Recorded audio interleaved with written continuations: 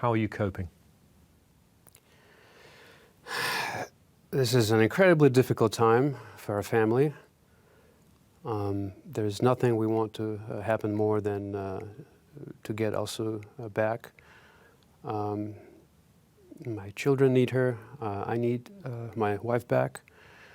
We're incredibly thankful for all the support that we've received from all over the world.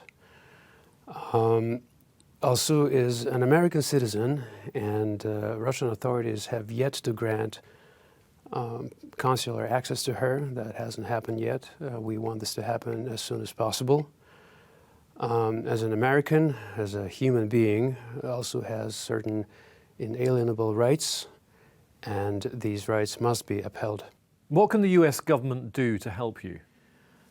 Well, we're already very grateful for the support that we are receiving, but what we need to happen is for Alssu to be designated as a wrongfully detained person. This is a very important designation that comes from the United States government and from the State Department. Otherwise, we also very much appreciate the public support that we are receiving. We've seen the very strong statements coming out of the UN Human Rights Commission, from Amnesty International. There recently was a very strong editorial by the Washington Post calling for Alssu's release. But what I would like to see more of is more diplomatic pressure from other countries, particularly from Turkey. Because of Alssu's Turkic origins. She is Tatar, who was born in Kazakhstan, and from Islamic countries, taking into account Alssu's Muslim identity. Tell me how this situation started. Alssu had to attend to a family emergency in the middle of May this year.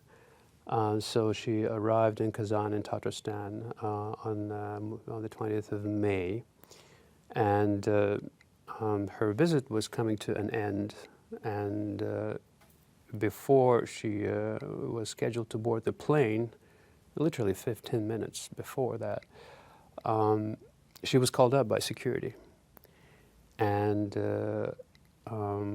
they confiscated her American passport, her Russian passport. She happens to be a citizen of both the United States and Russia. They seized her telephone and gained access to all her personal communication, her chats, in the most unceremonious way. Then, consequently, she was accused of not reporting her American citizenship to the Russian authorities, and now it is a criminal offense in Russia. The authorities dragged this ridiculous case out for 5 months before issuing a small fine. And so when this case was coming to a close and she was waiting for her passports to be returned to her, masked men came knocking on her door and took her away, and she has been in detention since. Alssu is a political prisoner. She is in jail because she is a journalist and she is an American. She must be released as soon as possible. Alssu is now accused of not registering as a foreign agent under some aggravating circumstances, supposedly because she was gathering information. But isn't that the very nature of journalistic work? Can you tell me a little bit more about Alssu's journalistic work?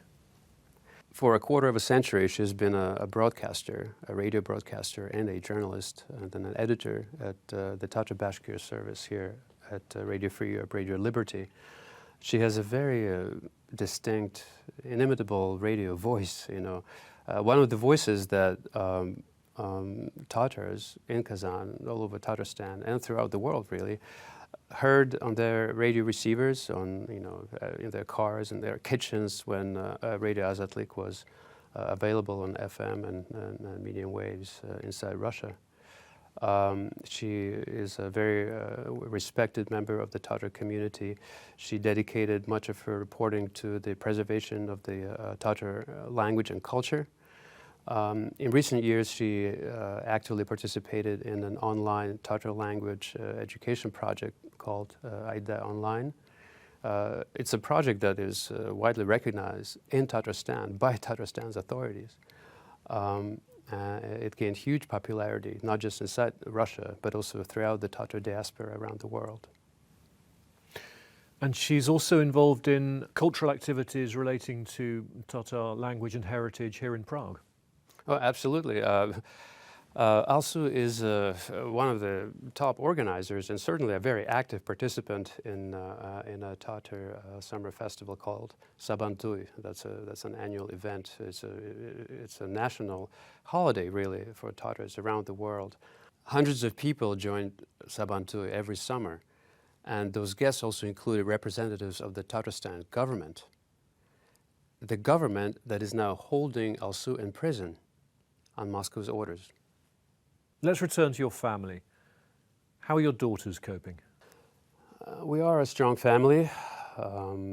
It is certainly very stressful. I will say that we are overwhelmed by all the support and offers of help. We very much appreciate that. We are undaunted and in our work, despite the circumstances. But we want Alsu back. Our daughters want their mother back, and I want my wife back. She must be released as soon as possible.